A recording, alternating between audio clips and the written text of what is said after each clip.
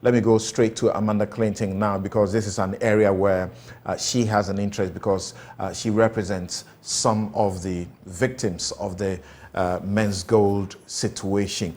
And just to give you an idea of how, huge this situation is, you have in excess of 16,000 investors or customers involved. They have put several amounts of money into Menzgold, and they have lost them. Some, we are told, have died as a result of the situation. Some have fallen ill. Some needed the money for hospital and for medication. They didn't get it. And out of that, a lot has happened. There's in excess of 1.68 billion Ghana cedis at stake. The Attorney General or the state put #1 as in Nana Appiah Mensah, the owner of Menzgold Ghana Limited, defunct, the chief executive officer, before the court in 2019 for dozens of charges over this matter. It's taking 3 years and literally nothing has happened. And then this week, his case was moved from the circuit court, to now the High Court, with 36 counts of offenses involving fraudulent dealing and money laundering. What sort of progress is this, if any at all? Amanda, let's start with you. Thank you. Well, I mean, I completely agree with what you've just said. It's been more than 3 years later. Nothing happened with the initial 61 charges, and it was in completely the wrong court. I think it was in the circuit court. And when you've got this kind of volume of money involved and the amount of victims, we would ordinarily have expected it to have gone to the High Court. But, we're grateful that now at least the matter is at the High Court, and it's actually 39 charges. 25 of those charges are defrauding by false pretenses. It is a little too much too late, but in terms of, all this time has passed.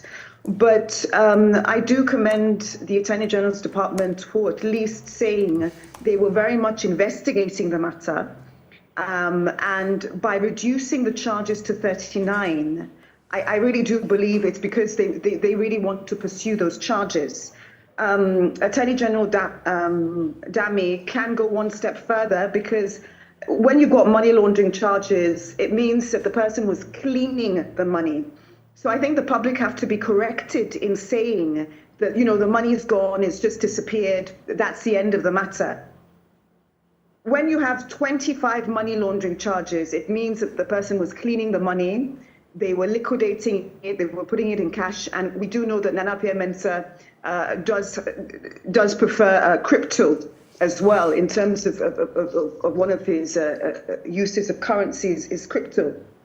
So it is for the Attorney General's Department perhaps to go one step further and exercise the international arm of the AG's department to get in touch with countries that he frequented, including South Africa and Spain, etc., to just see what sort of assets he has. And if he's so involved in crypto, also get in touch with specialized departments who, although some people think crypto can't be traced, it can to some extent, to just see how much he's holding in crypto, how much he's holding in other countries, and to get back some of this money for the victims, because it's not too late to get back some of this money. And even though he says, I don't even own a car, I think he very much owns slightly more than a car, even if it's not in Ghana.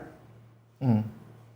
So from, 61 charges to now 39 charges? Yeah.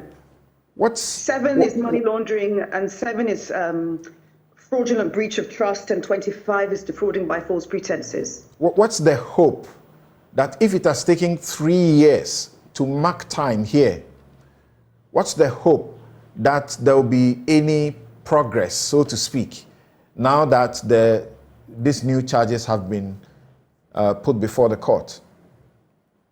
I think there is a lot of hope. I mean, I think we have a relatively new Attorney General who's trying to prove his mark in terms of distinguish himself from other Attorney Generals and, possibly to carry on in the party in some capacity.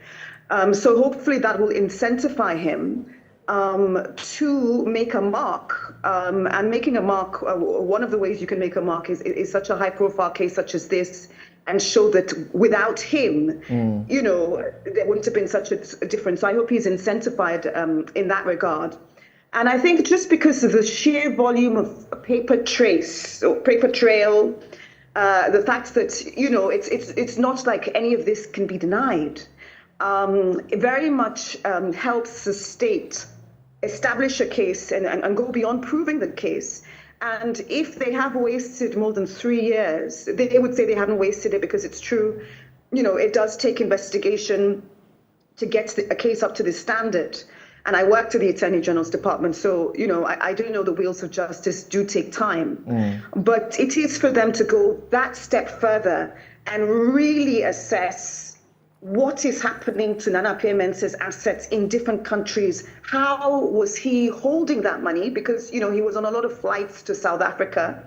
In particular, every given week, he was on multiple flights, allegedly, to South Africa, and spent a lot of time in South Africa and different countries, and Spain and different countries like that. So are these assets there? What's happening to his sister and wife, who are also charged? Do they have some of these assets? And as a sign of good faith, give it back to the people. And Mr. Mensah also came out saying this week, I think, don't compare Menzgold to DKM. And I would never compare Menzgold, or I think a lot of people wouldn't compare Menzgold to DKM. They would compare it to Piriani, or unless I'm saying it wrong, but that was another Ponzi scheme. Piram. Yes, they would compare to that many years ago. And so if he's looking for precedents of what his operation is being compared to, I think it would be very apt to compare it to another major some of the customers, Ponzi scheme. Some of the customers have been reaching out to us, and they are wondering, what sort of coincidence is this? That practically nothing happens in 3 years, then the man shows his face again, he begins to use a process that they believe is yet another way of defrauding them, asking them to pay some 650 Ghana cedis, to verify themselves, or they lose their money and so on. And some actually subscribe to this. Then suddenly the state is back on his case. I mean, well, I think rightfully the Attorney General's Department and the President faced huge pressure that, they must be seen as acting, particularly for such a high-profile case. And so they have sent this matter to the High Court. It does seem a little timely, but perhaps we can give them the benefit of the doubt, particularly because it does take a while to truly build a case. For instance, in America, the case against President Trump could have, some people would have handled that immediately. It took years, because what those people are now facing in terms of charges is going to stick. There's no way they're getting out of those charges. And so sometimes it does take the state some time to build a case, but we don't just want, him convicted and, possible jail time, etc. We really want the state to show that we're far more sophisticated in chasing this money.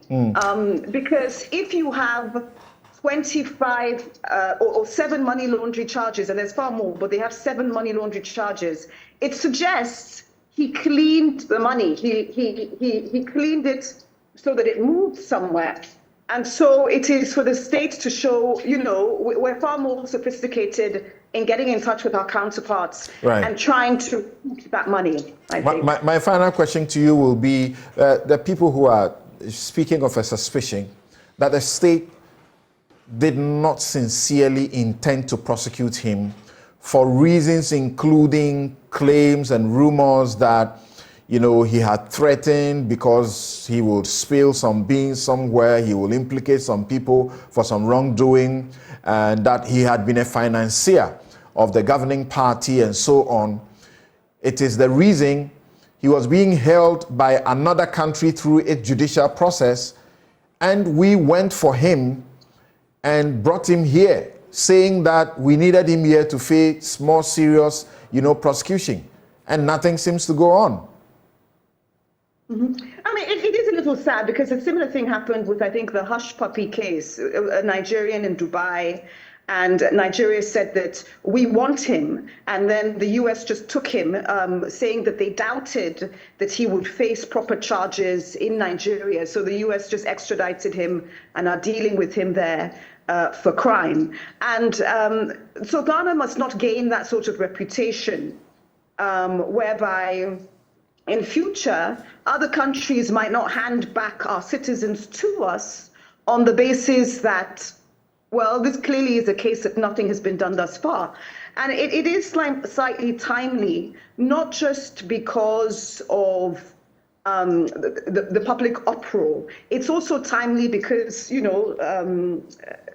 the government is facing a lot of pressure because of the Dakar case. All right. And so maybe, this is quite timely to take attention away from that case. I don't know. All right. But we just hope that it serves the Menzgold's purpose, which is to make sure he faces he faces justice.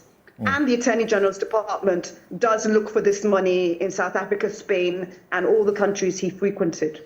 Okay, I said that would be my last question, but this should be it. Some of the customers are sending me messages, and they want to know what's your thinking when you appear, when the case goes back to court on the 19th of September. What's going to be asked for? That's like Jachi saying it should be a daily trial for him. Should happen is that this is very much a public interest case. So I do hope as much of the media shows up to this case and report back if anything is being done, or we're going to have like 36 adjournments. So I think that's the first step, that the media should show up and actually see that justice is being done. And secondly, I really do think that bail should be revisited. Just because it is a different court, and the other case has died, and so it's been resurrected at the High Court, and so it is for the judge to perhaps consider if more of a bail amount is requested or is needed, and does he have a high risk of absconding if he's even still in the country, because a lot of people online are saying is he even in the country, and to just address the complexity of this case and revisit should bail be granted if there's a lot of money involved and he's a high risk, and how is she or he going to counter those arguments when addressing bail. So I think the media is going to play a very important part in this case. And I think bail should be revisited. All right.